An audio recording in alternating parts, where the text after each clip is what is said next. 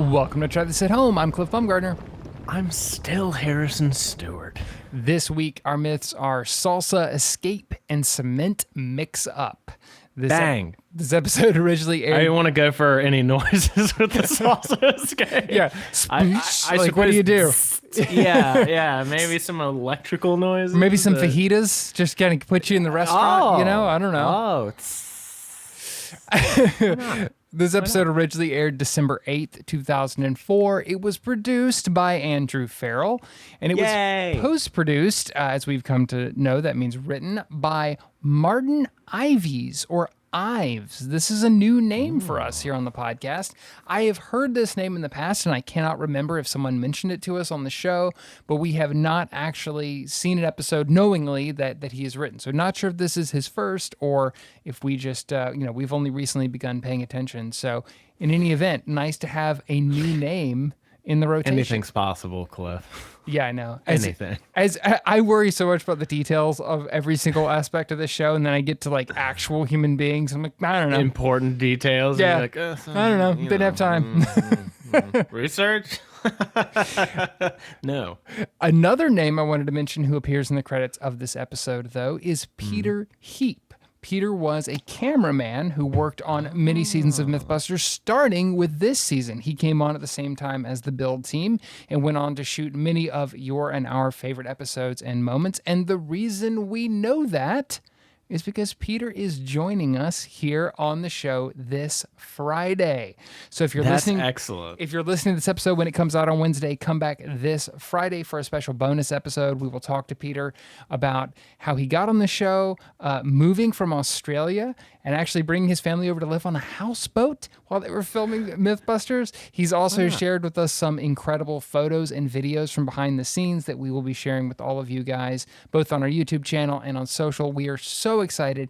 And he did actually shoot on this episode and talked about that during the interview. So it's a perfect week to bring Peter on. And we are super, super pumped. We haven't gotten to talk to a camera guy before. We've talked to writers. We've talked to other people. This is the first person I would really consider part of the like production crew that we've had on the show. So really excited to pick his brain and hear some great stories from Peter and share that with you guys, because it's going to be a fun chat. Can't wait to get in there. But before we get there, we have an episode to talk about. And what were your overall thoughts for this episode? I think I love the two myth format. I found it incredibly strange that it seems to me like every episode that only has two myths goes by quicker. That's interesting. I don't, and I can't quite figure it out, but it just like something about doing a deep dive and also testing multiple things multiple times. And I love how they even acknowledged, like at the end of this episode, like, and if they don't get the results they want, they'll just blow stuff up. And it's like, yes, that is how this happens, isn't it? It's funny. I like that. Funny you say that about the pace, because that's almost the inverse of what you would expect, right? Is that when there's three myths, there's more to see. They jump around a lot more. You'd think they'd be faster, but maybe it's because you're getting more in each time, so you kind of can like sit in it instead of the blockiness of constantly cutting away to something else. I don't know. That's really interesting.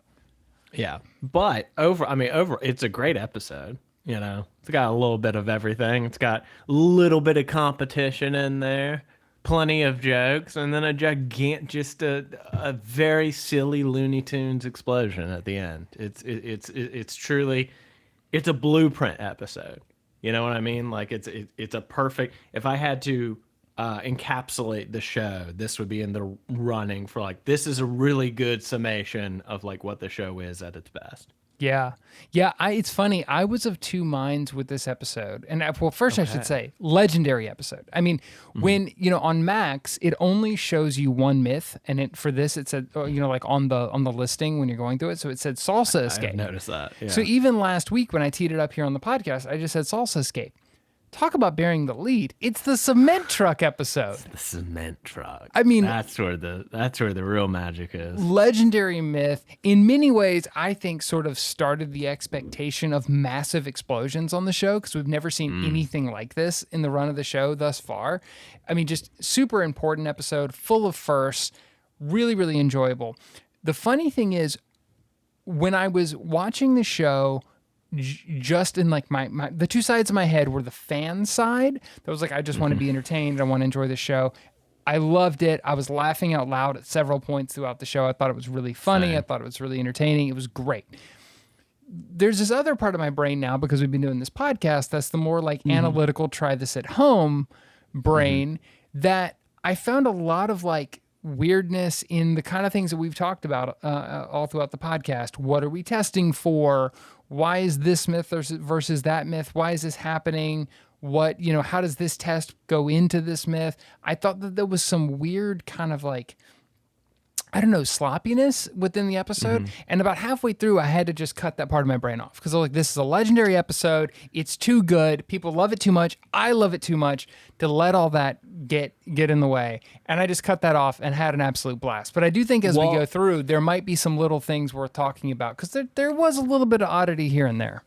And I have theories. I have some theories about why. I mean, it's not super profound or anything. It's not the grassy knoll or anything, but no, right, exactly. No, but and we'll get to that, especially with the cement truck. But I think that this episode is a really good example of, I get everything that you're saying, but I think that's part of the brilliance, is that it seems to me like this is a great example of how they can make something thoroughly watchable and understandable out of something that did not go as planned. And I think that becomes like a huge skill set of the Mythbusters moving forward. And I don't know, I thought that this was a really solid example of that. But more on that later. Myth 1, Salsa Escape. So this is a really interesting story that has some oddly specific details, and we'll come back to that as we get a little bit deeper into it. But this is a story about a Mexican prisoner that they actually have a name for in the episode, is Juan Lopez. And they even have a year, 1996, where he apparently escaped from prison by using salsa from his daily meals to actually corrode and rust through the metal bars on his jail cell. And it took 6 years, but he was actually able to rust through the bars, bust them out, and escape. So Adam and Jamie are going to put that to the test. Wacky story. Very wacky. I got lost down an incorrect rabbit hole this week. Oh, okay. So I misheard them, which is wild, considering that, again, I do watch it with subtitles, and I still was like, wait, what? You misread them. Exactly. I did both. Let's not give me too much credit. I did do both. There was plenty of opportunity for me to get this right, and I said, no, sir, not today. I thought that they said president, Mexican president. Oh God. So I was like, wait. You mean to tell me in the 90s they jailed the president of Mexico, he escaped and was never heard from again, and I've never heard this story? And I spent like an embarrassed 15 minutes trying to, I'm like, how do we eventually just going to like the list of Mexican presidents and like going to the year and like, well, no, that doesn't line up. How can it? And I finally took it back as it's Mexican resident is what they call it. A Mexican resident, not the president. A marginally more mundane You thought this was a real like Air Force One sort of thing going on, like this Mexican president was awesome, he escaped from prison. I really did. I was like, what was he in prison for? Was it legit, or why hasn't this been a movie? A true folk hero, right? Like, I had so many questions. Oh, that's hilarious. And the answer was that I can't read or listen. So I hate how often that's the answer to things in my life, but here we are, Cliff. That's awesome, man. That for you, yeah, for the listener, yeah, for the listener, gets me in trouble from time to time. The wife doesn't love it. The wife does. The wife seems to think I could listen more. Oh man, she's right. She's exactly right. Well, one thing I'm sure you did enjoy was one of your favorite things, as we've come to know, is something we got in this episode, and that's the Adam and Jamie competition. This whole thing, they end up predicating this whole myth, how they're going to test it, on Adam and Jamie going one-on-one to see who can come up with the best method. Because, as I said, apparently it took 6 years for this 6 purported years. prisoner to escape, possibly the Mexican president. We don't know for sure. Who can say? Who can say? Except those who can read, you know? Like, far be it from me. And obviously they don't have 6 years to do that, so they are going to come up with their own tests or their own methodologies for how to do it. And yet again, it keeps happening every time, to the degree that you would almost think that it was planned, but I really don't think it is. The ways that Adam and Jamie go in to do stuff put their personalities on full display, and it is what makes these competition-based episodes. We've seen so many this season, and I think it's just because the producers realized this is television gold. We don't have to do anything, and these guys will just show their true selves, and it makes great television, makes a great arc. Absolutely hilarious.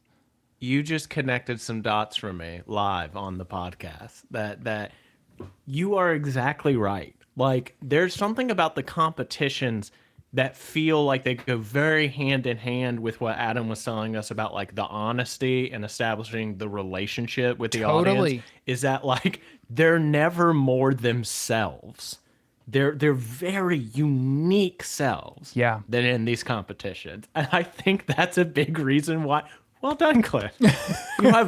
You have revealed me to myself, sir. Well, it's just so like I'm fascinated by how their minds work, because there's so much overlap, but the margins where they don't are the wackiest differences. It's such a delightful odd couple thing, you know? They are so helplessly themselves, and it comes out.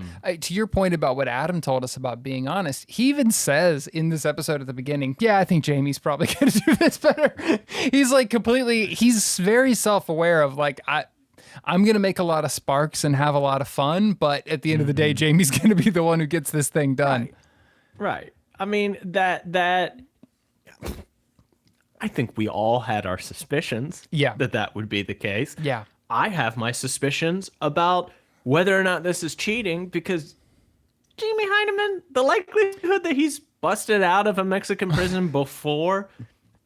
Not zero. Not zero. Not zero. Yeah. Certainly higher than your average citizen, than your average dude walking down the street. It's a non-zero chance. Well, and to that point, jokes aside, I did love that they tied this into Alcatraz, which is one of our favorite episodes from last season. Is they actually talk about the Alcatraz episode a lot, and how it's not the first time that Adam and Jamie have escaped from prison.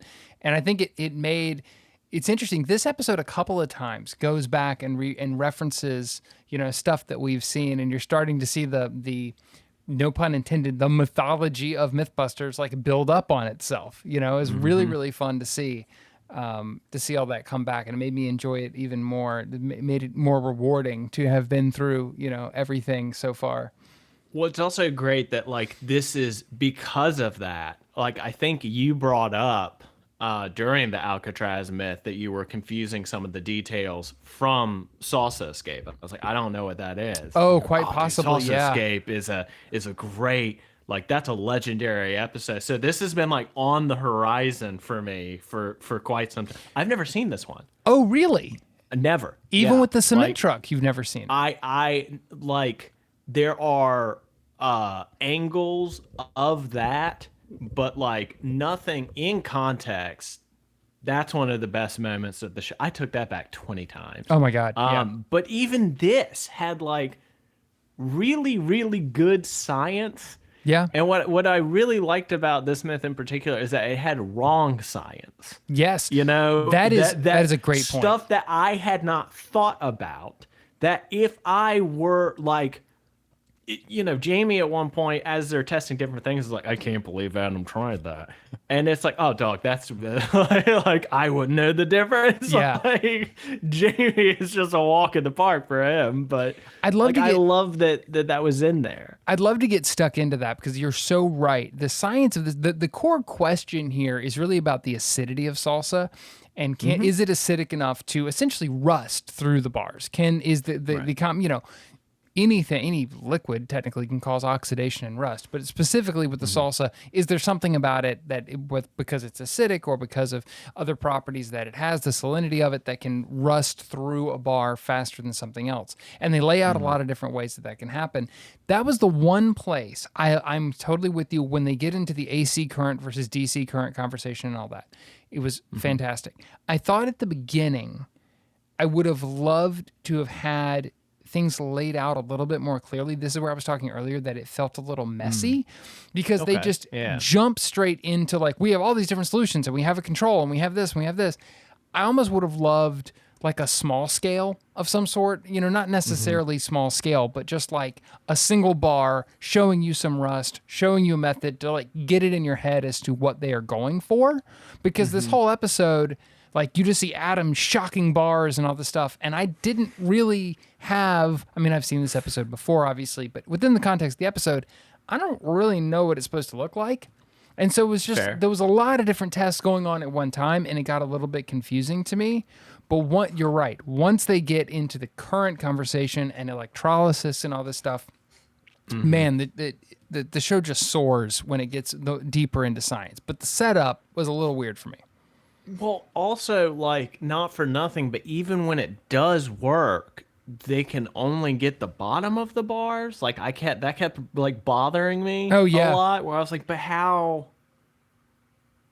There's still half a bar. There's still the the top of the bar is still attached. In concrete, yeah. Right. Is the plan to bend bar up? I feel like that would be difficult. I don't know that unless your name's Clark Kent, I don't know that that's going to be super easy. Yeah. I don't know. I that was the one thing that even when they showed the results and stuff like that, I was like, I still don't think you're getting out. Right. Yeah. You might have a slightly easier time, but... It's funny you say that. I had not put this together either before this. I think that's why I liked the references to the Alcatraz episode, because we know that was legitimate escape that really did happen, and we saw things like the tiny hole that they went through.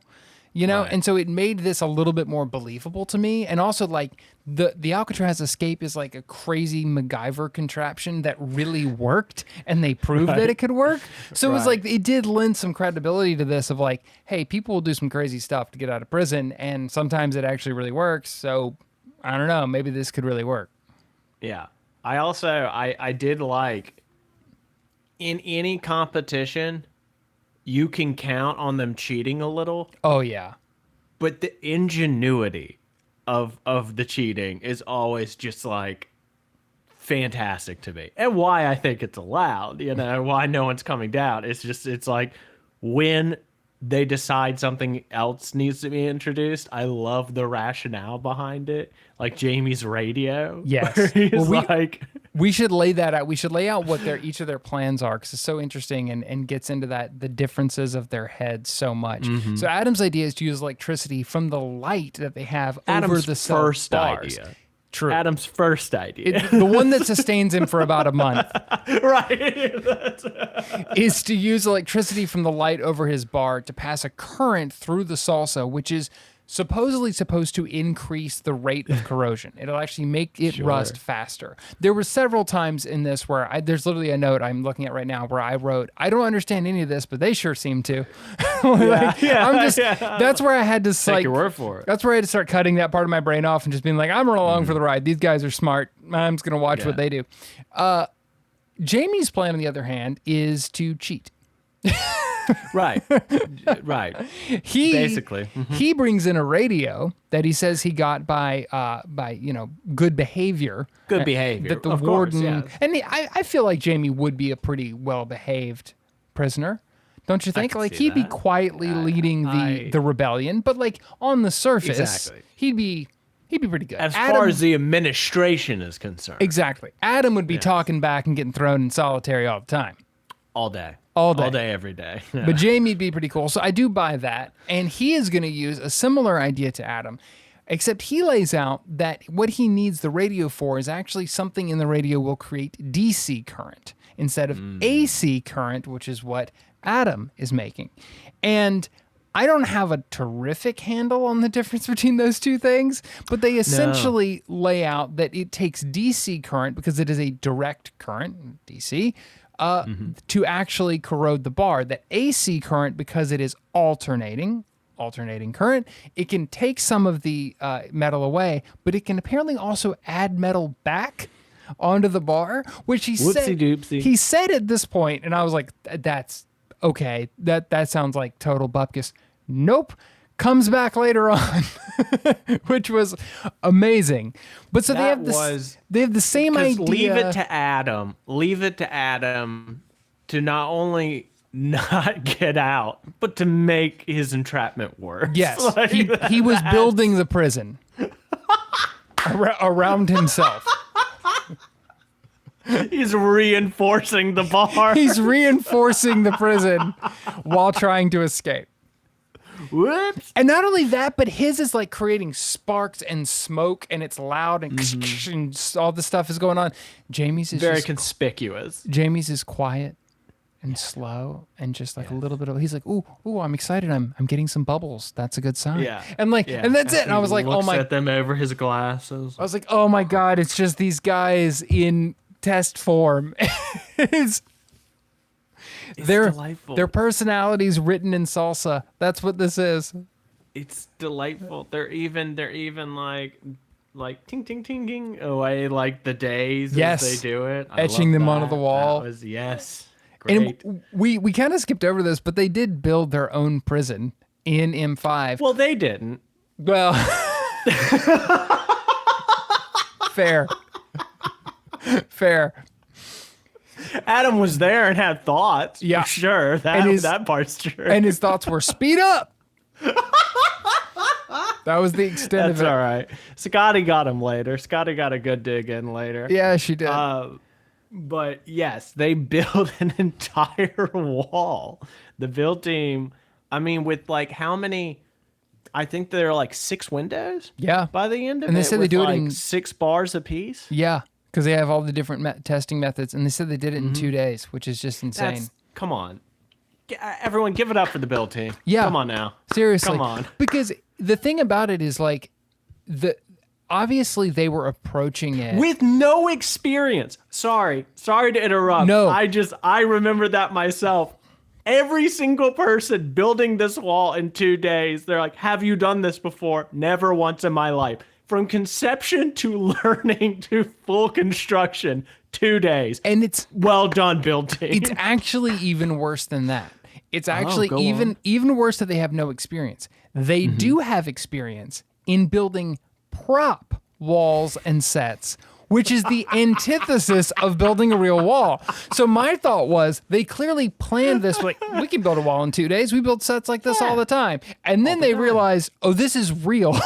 This is real cinder block that we actually have to stack and cement together and make this and could work. Reasonably hold someone in. Yes. Instead of be busted through by the Kool-Aid man. And has to stand for 2 months or 4 months or however long this thing ends up taking. Yeah. I think it's 2 by the end of it. If the final, I'm looking at my notes. The final results come 4 months in.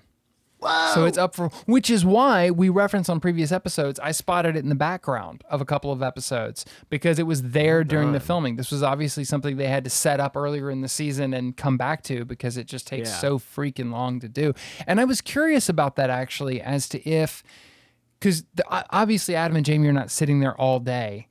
Like shocking the bars. So did they do it for a certain amount of time all day? Did they have some poor myth turns sitting there doing it all day? How long do they actually spend applying current to these things? So I think there are two things I'll point to. One is at one point Jamie says like, and we'll leave that overnight. So I think they're not always sitting there doing. Adam's method might require that. Jamie's I don't think does. But then the other thing is that it, like, Adam digs Jamie at one point for doing what he's like, oh, I'm sorry that I'm doing filmable work over here. Yeah. You know, so like I think that there was an awareness at some point that like this is really cool in theory.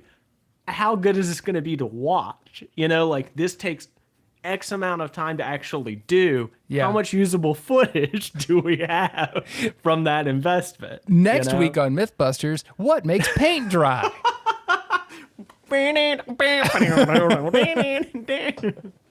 And then a can just lands on Buster's head. Unsurprisingly, Adam's did not work, and this is, as you Not at all. mentioned, it It actually got worse. It actually made the bar thicker. Jamie's 26 days in to the test. Jamie's is halfway through. He's actually eaten through half of the metal bar using his method. Adam's has gotten thicker. Amazing. Yeah. Amazing. Come on. It's just... So Adam abandons that idea and has a couple of other methods that he wants to try. Now, the first one I was really we want to into. call it that. The first one I really liked because he actually brought something back from Alcatraz that they didn't get into in that episode. We hadn't heard about. So I enjoyed getting a new detail. That the prisoners from Alcatraz had used a vacuum motor and a single drill bit that they had stolen out of the prison shop to drill through the concrete in their cell wall, which we had even talked about in that episode. They busted through their cell wall somehow, made that tiny hole they were able to crawl through, which was really impressive. This is the first we've heard of how they did it, but Adam is completely unable to replicate it. He makes a horrifying device that basically comes apart in his hands the first time he tries to use it, and he gives up right away. Yes, it's it's one of those like nice thought. Back to the drawing board. The second method, however, is where I ended up with a lot more questions than answers. So he references that it is from the movie Shanghai Noon, where Jackie Chan uses a silk shirt that he has made wet. We'll get to how in a moment. To actually twist against the bars and squeeze them. And the idea that he blows past really quickly is that wet silk won't break, which seems like it's indestructible. Yeah. It's indestructible, Cliff. Seems like a myth in and of itself, but he doesn't really get into it because the important part is that the shirt has been wetted with pee. And Adam... Oh, dry silk? Oh, no problem. But you pee on that? You're not getting through, brother. Indestructible. Go around. Indestructible. That's adamantium now. And Adam chooses to use real... Adamantium. Ooh. Sorry, go ahead. No, that was good. No, it's nothing. It's nothing. Go ahead. Wasn't it last week when you were giving me crap by pretending to like be a nerd into Doctor Strange? I believe it was. No. I believe it was. And now, a sweet 7 days later, revenge has visited upon my head.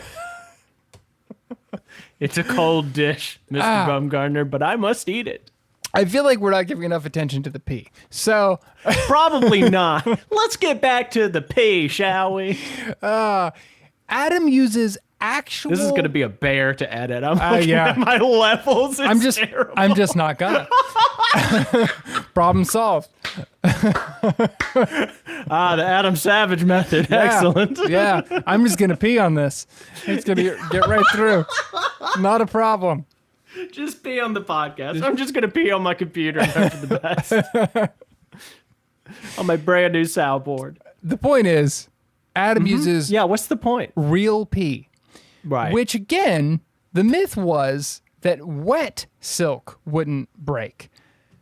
And I'm sure I don't think I've seen Shanghai Noon. I'm sure that's how, because you're in a prison cell, you pee on it, whatever. Fine. I get that in the context of the movie or the scene that they're doing. Fine. Adam did not have to do that. We have seen them use fake urine on the show before. He could have used water that they tinted to get a joke out of. No, he committed and peed on a silk shirt and then disgusted himself the entire time. Now, Cliff, again, I am no man of science. What typically happens when you, I don't know, wring out wet stuff? Does the wet get out of it? It does. Is that usually what happens? Oh, it does. Usually the wet goes somewhere. Okay, so if the wet's pee and there's a wall underneath, I'm just going to have a wall of pee. Yeah. Is that what you're saying? Yep. Oh, no. Oh, I have terrible news then. And by the way, I have terrible news. In the shop where you work every single day. Oh, God. And where that wall is going to remain for probably a month more. Yes. Oh. Fantastic. Just the What do you think decisions. M5 smells like? Oh, I've never thought about it until just now. well, before the P, I would have said, Dead like, pig stew and lard. no, that is in the parking lot. That's outside. That's what greets you when you arrive at M5. Ah, yes. It's the aperitif. Yes, is dead pig. If I may. You go Yes. inside and it smells Yeah. like burned eyebrows Yes. and piss. It turns out. Well, if there are worse smells, none are immediately coming to mind. But especially in conjunction. I would have honestly thought like machine And oil. perhaps some burned salsa now. Oh yeah, a lot of burnt salsa now. Previously, might I would be- have said like machine oils, like like you're in Yeah. a machinist shop or something. Yeah. A lot of like hot That- metal and things like that. But now they have ruined that. I think that's perhaps what it smelled like in season 1.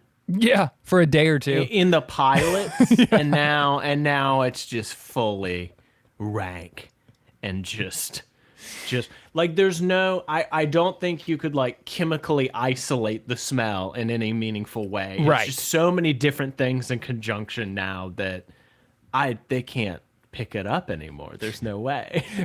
Ooh Day M5 coming soon to the Try This at Home gift shop. Go to Shopify. Buy yours today. If you like the show, support us. Well, as we said, it takes 4 months to do this test for them to finally get the results. They did have a control going the entire time where they actually tested various solutions in addition to the salsa, and they found that salsa was particularly good at eating through the Which is bars. awesome. Yeah. Like better than some of the other stuff that I'm like, it's better than like actual acid? Yeah. It's like, yeah, because it has other stuff. Yeah, it seems like it's sort of a Okay. perfect mix of it's the salt content, it's the acid, it's probably something to do with just the vegetables that are in it and everything else. It's not just Science or one something, I solution. don't know. Yeah, they just sciences Yeah, its way yeah, through the bar, science. and they say Yeah. that it would take forever to do it on its own. But the Yeah. myth does state 6 years, so Golly, that's a long time. that's a long time. I mean, if you're gonna spend life in prison or you're gonna spend 6 years slathering salsa on some bars, I guess you got time to do it. Why not both? Oh, how much would it suck if they moved your cell?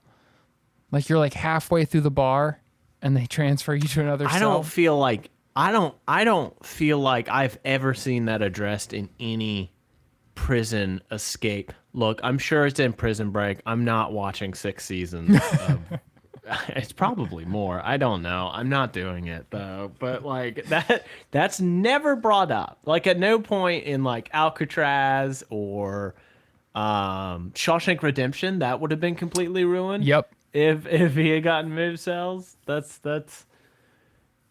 gosh. Not to give ideas to all the wardens who listen to the Years? podcast, but And there's a lot of them. weird. Yeah, Wardens, we're they really- love the.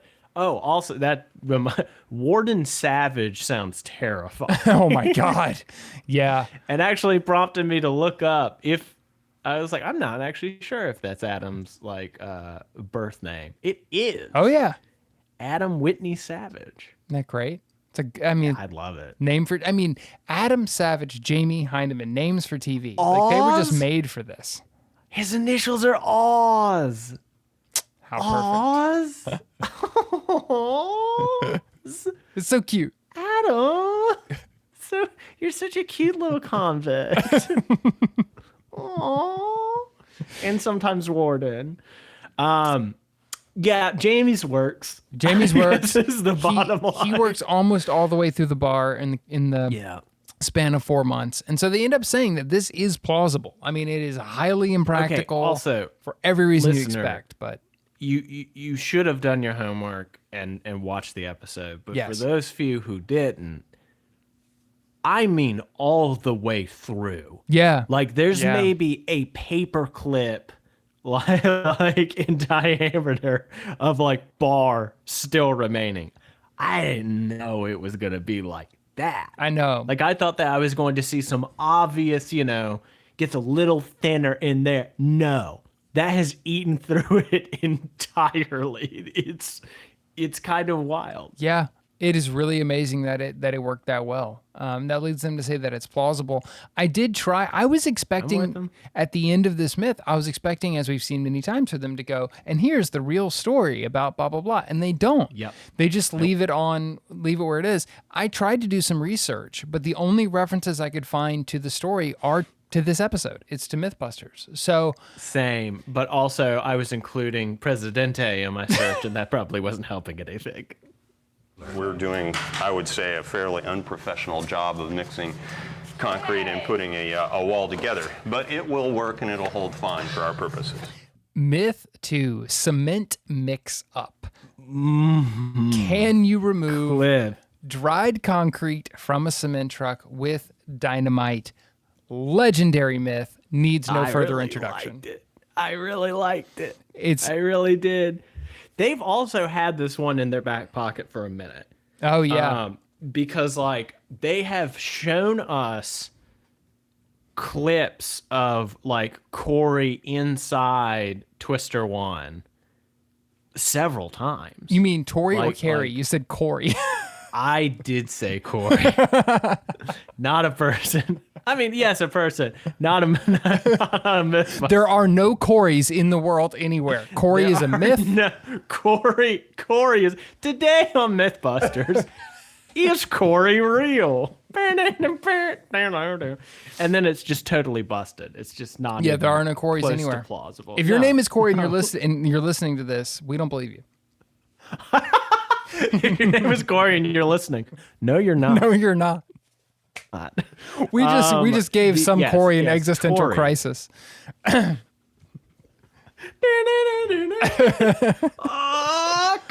really liked this podcast, but now I don't know if I exist. I don't know what's going on.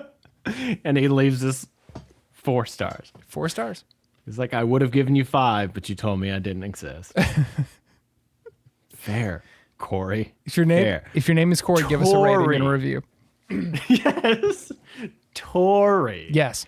They've shown like several clips of him inside the giant truck. Like the tumbler of the cement truck. Yes. I guess that is what it's called. Yeah, I think so. The rotating drum, like a tumbler sort of deal.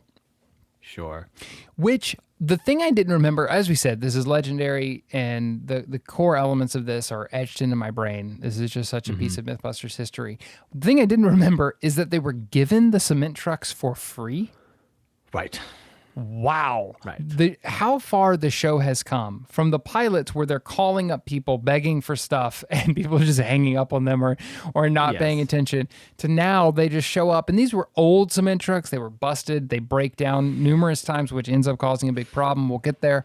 But pretty amazing that when they need a cement truck, it's just like snap your fingers and one shall appear. Not just one. Like that might be the most amazing part, is that they need a cement truck. They mess up the cement truck. They get a second cement truck. They end up with 3 by the end of this episode. If you notice, they actually say that at the end. They say that it took 3 cement trucks. So the last one that we see is not one of the ones from earlier in the episode. It's not one of the Twisters. It's not a Twister. It's a whole new thing. The Twister sisters. Yeah, pretty crazy. This one is so. Yeah. I see the image of the cement truck, particularly when they're at the very end when they do the big explosion, but it like really takes me back. And another thing that played into that just gave me the nostalgia. Did you notice that Tori is wearing a Men in Black 2 crew shirt during this myth?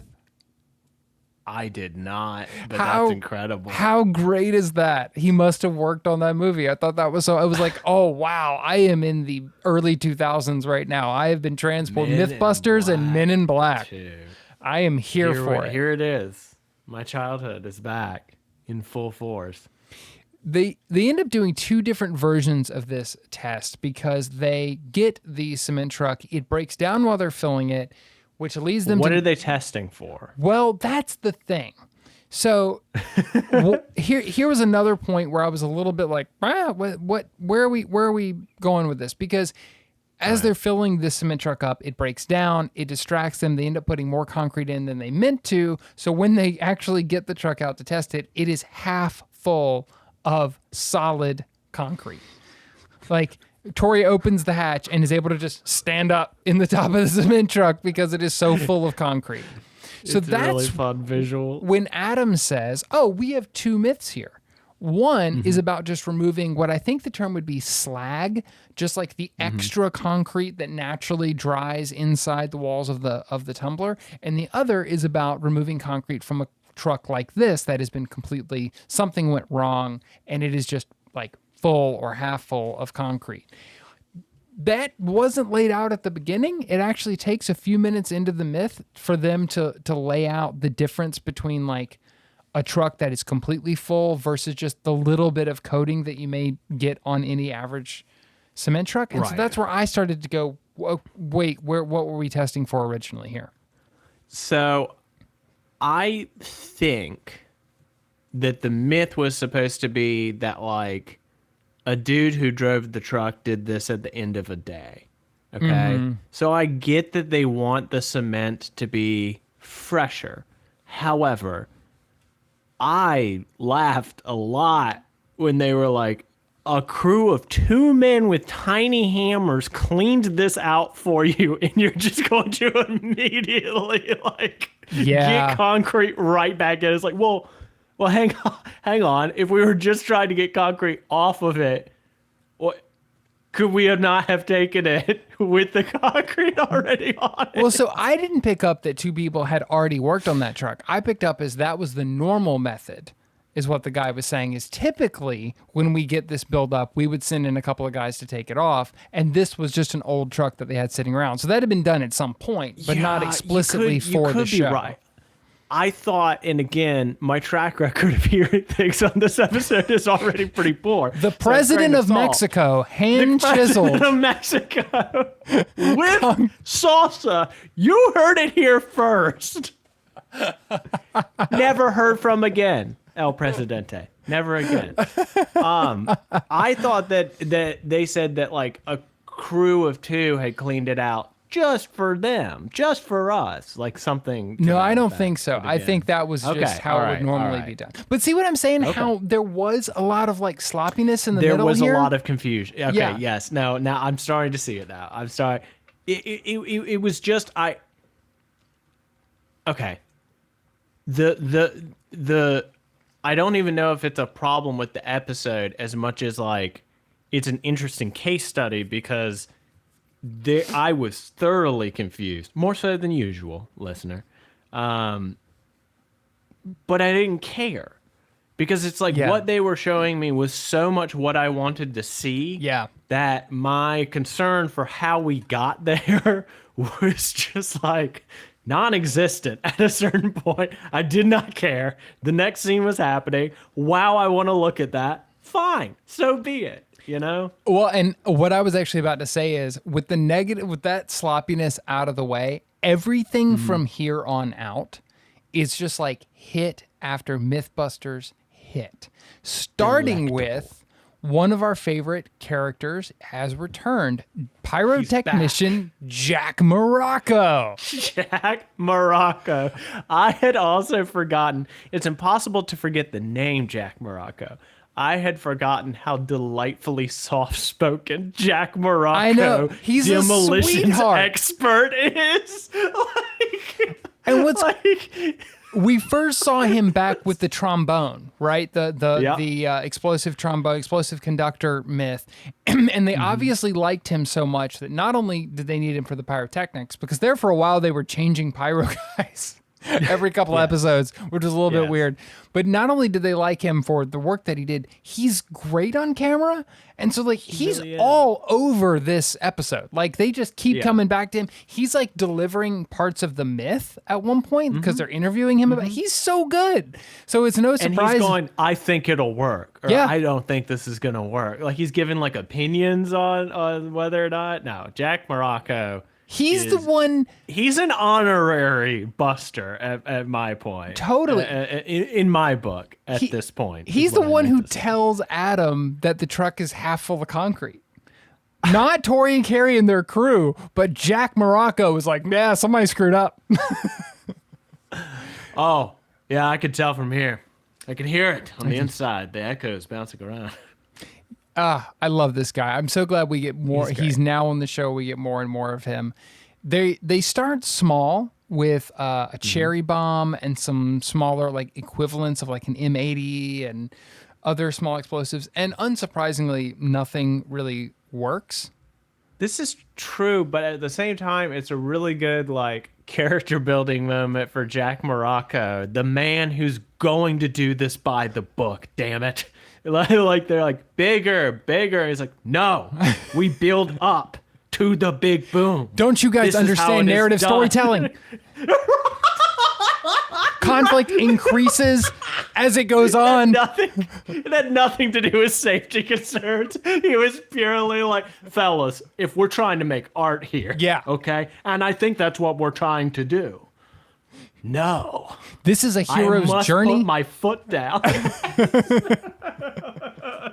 All right, and while we're doing these experiments, I've left some Joseph Gamble in your trailers. I expect you to be read up by 4. Please, you boys need this help. Let's go. Oh my gosh, I love Jack. He ends up with a 1-pound black powder bomb, which finally, What a phrase. right? What a phrase. Hit me with that again, actually. 1-pound black powder bomb. Fantastic. So good. Fantastic. Nothing bad can happen when a 1.5 pound black box bomb Yeah. is introduced into truck. Nothing bad can happen. And surprisingly, not only does nothing bad happen, it starts to work. This is where it actually kind of starts to look a little bit plausible because it does blow some of the what they call the slag off the fins of the tumbler. It's not touching the floor of concrete that is in there, but it does actually start to clean some of the stuff off because it's essentially, if it doesn't blow the whole truck up, it's just violently shaking it and breaking some of this stuff loose. Kind of seems to work. It makes sense. It makes sense. Yeah. I mean, like, it would it be my first thought for how to do this? No. But am I thinking, what a moron? Also, no. No. You know, like, this is one of those where I'm like, yeah, man, I don't know. Like, maybe. that certainly sounds like it might. And Could. that's sort of where the Mythbusters land too, because they end up with the equivalent of a stick and a half of dynamite inside. This is when the second truck comes out that is not completely floored, like half full of concrete. It just has some inside the tumbler, and it does a really good job of cleaning it out. I think I am right in saying this, that the reason they specifically say in the episode that it's the equivalent of a stick and a half of dynamite, I think that dynamite is one of the only things in the course of the show that they were either never able to get their hands on or very rarely able to get their hands on, because real dynamite is ridiculously dangerous and is not used anymore because it is so incredibly unstable. Like actual TNT is so ridiculously unstable that they had to use equivalent amounts of different types of explosives that were safer and easier for them to use and remote detonate and all that. Yeah, I didn't know that. I didn't know that at all. Similar to your quicksand thing, childhood cartoons convinced me that dynamite would be far more present Right? in my life than it has been up to present. Never been a problem. Not for me, you know, never say never, but so far it's been a pretty dynamite-free existence for old Stewart over here. Thus far, going pretty well. Thus far, let's not call the game early or nothing, but so far so good. And it's at this point, I don't think, because of where the episode... All the things. I know. No, that's so odd. Well, I mean, they have gotten their hands on some loony stuff, and they've gotten their hands on jet rockets. Yeah. And but dynamite, no. Come on, fellas. Bridge too far. That's the Rubicon right there. Dynamite. I think it's genuinely like dangerous just to transport it. Like it's that unstable and that fragile that they just don't want to touch it. I don't even think dynamite's actually used in blasting anymore. They use like C4 and det cord and stuff because it's just so incredibly dangerous to use. But maybe we'll see have that to as take your the word on show that. goes on. Where we're going, They could obviously. at least make it look like dynamite. And they you kind of know? do. Like, They kind of do with yeah. they kind of make it feel a little bit dynamite-ish. Like the dynamite-y, you And know? I don't think, because after this the episode goes into, Looney Tunes territory with the final explosion and it's awesome, but Yeah. they never actually render a verdict. Am I right about that? I didn't catch a moment. They at best, at one point Adam says, "Oh, it's busted." And then they find all the like slag that's fallen off and they go, "You know what? I might actually try this." So it seems like they land on a plausible, but they don't really I think say they it. upgrade it to plausible, but I don't recall like seeing the plaque Right. I don't think there's a plaque. I don't think they Or- ever or, actually yeah. because or of, chiseled into the wall Yeah. as it was with the last which one. was great. Yeah. That was awesome. But what they decide here is we're going to go crazy and we're actually going to just blow the cement truck up completely to now- smithereens. And here's where I have a question. Mm-hmm. Wow, 2 smithereens is really the only way to describe this. Yes. When they said we're gonna go whole hog, like we're really gonna, this is gonna be the biggest explosion. I thought there was a little hot air, I thought that you're hyping me up. This is not gonna be, and then. I mean, what was it? You said that you're familiar with this one. Yeah. So you were prepped to some degree. Cliff, I wasn't. Man, I was not at all. This one really, really took me by surprise. I thought at best I was going to see like a Michael Bay style explosion where like, it kind of goes up and then Yeah. and like lands back on the ground, something like that. Eviscerated, Disappeared. disappeared entirely, no longer on this same plane of existence. Like it was there and then it wasn't. Yeah. And it was very cartoon-like in that way, that just like even in slow motion, it was there 1 second, and then by the time you have the next frame, it is gone entirely. Completely. Yeah. And in order to do that, to give you an idea of just how different this is for them, this is the first time we've seen them bring the FBI in to actually stage this explosion. And we got a character who will come back many, many times on the show. Another great first, or great, not first, well, this is his first, but another great, like, classic Mythbusters part of this episode First appearance, is we get to see Frank Doyle. Frank Doyle is the retired FBI agent who ends up working with them a lot for these large, scale explosions that they ultimately became known for. And this is the first time. Yeah. And he is just the coolest dude. He's He's like awesome. a Leslie Nielsen type, like laid back, whatever, Yeah. Like, well, you're not going to want to be within miles of this thing when it goes off. Well, he even because said- it's going up. He even said, "I don't look at these explosions because I'm so worried Yeah, about the smallest piece of shrapnel getting blown into my eye. I don't. Yes. I'm not somewhere I can even see them." Well, and I guess that's when I started to be like, oh, okay, maybe this is gonna be like really. And then when they're like basically on an adjacent mountain, A mile away. like they are really, really far. I was like, oh, maybe this is gonna. And then when they hit boom, you can see the shockwave. Yes. Cliff. Like, this looks like a nuclear testing. Like, it's insane. Or excuse me, nuclear. Like, it's wild. It's Oppenheimer stuff. Yeah. Like, it just. And to your Oh. point about the shockwave is actually, I wanted to tease. This is something that Peter Heap talks about on his episode when we interviewed him. Little inside baseball. We did it a few weeks ago. But in his interview, You cheater. he talks about this shockwave You rascal. and what it felt like and how it took them by surprise and how it actually led to some production issues. So if folks notice, there is no high-speed shot of the truck exploding. And Peter gets into how and why that happened in his episode. So just want to tee up again, come back later this week, bonus episode with Peter Heap. We get into this exact moment that we're talking about, which is super cool. It was amazing to, when we talked to Peter, I had not watched this episode in quite a while. And so when I was watching it, having that in my head was incredible. So really excited for folks to see that, because you're right. It's just not only everything. It's everything. Even Cliff, even the noise is strange and otherworldly. I pulled. It's like a badoing. I pulled the noise because when I think about this classic moment, the noise is what comes to my mind. Because you're right. You expect a Michael Bay. You expect a boom, and instead, what you get is. It's unreal. It's a pew.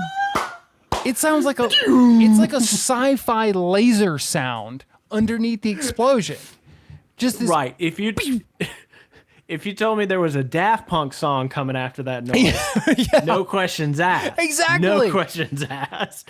Like it's like a Tron noise. That's just. And then I've never pulled. Play it again. Let's do it again. Let's do it again. It's so good. It's the most It's satisfying so good. sound. It's so great. And I've never pulled two clips back to back this fast before. But as soon as it's over and they go down and they're walking through the destruction caused by this, it genuinely looks like a bomb was dropped from a plane, because it is just charred and there's pieces of what's left of the cement truck everywhere. Adam says, Well, there's your problem. well, there's your problem. Another achievement unlocked. This line, much like the Mythbusters moments and other things, is said over. It becomes a running gag of they'll pick up something that's been blown up or something that's been destroyed and say, well, there's your problem. And the first time it happens, at least on camera, that made the edit is in this episode. So just like hit after hit after hit.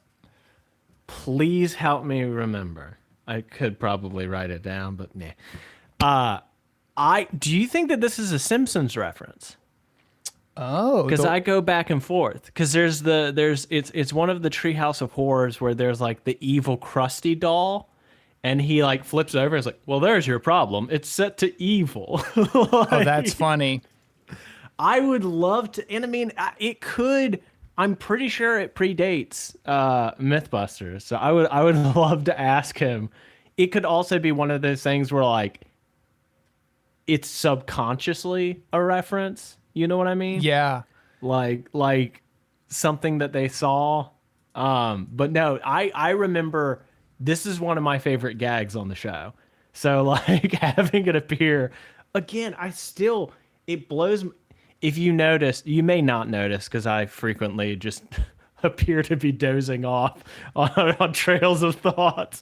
But like earlier, when you were talking about the build team introduced this season, dog, we are booking it. I know. I know. There's so much stuff that I'm like, that was this season? Yeah. And we're in season 2? It was like, oh yeah, no, it's kind of fully formed at this point, you know? The show is just the show. There's a few more tweaks that I'm aware of that are coming. And but besides that. You know, it's funny you say that. I've had this thought, and I did not go back to the episode to look for it, but I don't even think they're referred to as the build team in this episode. I think it's just like Carrie, Scotty, Tori. I think is how they're, and the Myth Turn. I think is how they're referred to. Like, and they're just there. It's not like I mean, there's the one scene with the building of the jail cell where it's very much like you can see that they're working for Adam and Jamie. But like for the most part, it's like during the cement truck thing, they're all chiming in. They're all hosting the show. They're all giving their thoughts. Like, you know. 13 episodes, these guys appeared for the first time, and here we are. They're fully fledged part of the show. It's so crazy. That's wild.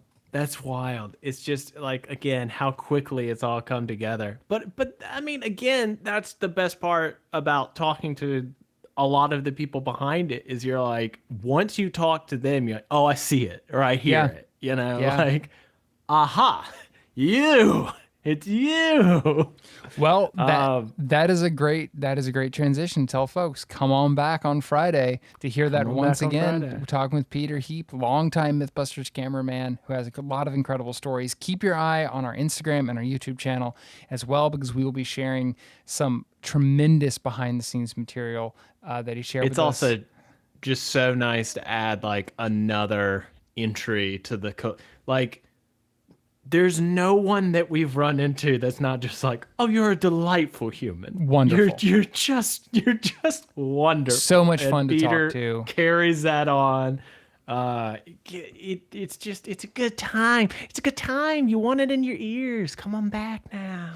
That episode will be dropping this Friday. The next Wednesday, we will be back for yet another recap. Our episode will be Exploding Porta Potty. I know this one. I mean, I know this one. Just right off the bat, like I don't necessarily remember this one, and I don't have to. I see the name and go, "Yep, I'm in." Yep. For me, yes. It's gonna be a good time. Gonna be a good time. Go out, watch that episode, and then come on back and hear us talk about it. While you're out there, please give us a rating or review wherever you listen to the show. It really helps us out. We will bargain for 4 stars if you can't get all the way to 5. You know that about us. We are not. We're that cheap. We're not picky. We're not picky. Not picky. And if you are an escaped president from Mexico, please let us know. And reach out to us and give us your salsa recipe.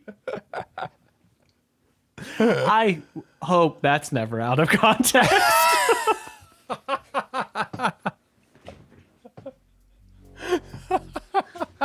Okay, bye-bye, bubbies. Try This at Home is produced by Slugline Media. The show is written, hosted, edited, and shot onto the internet by Cliff Bumgardner and Harrison Stewart.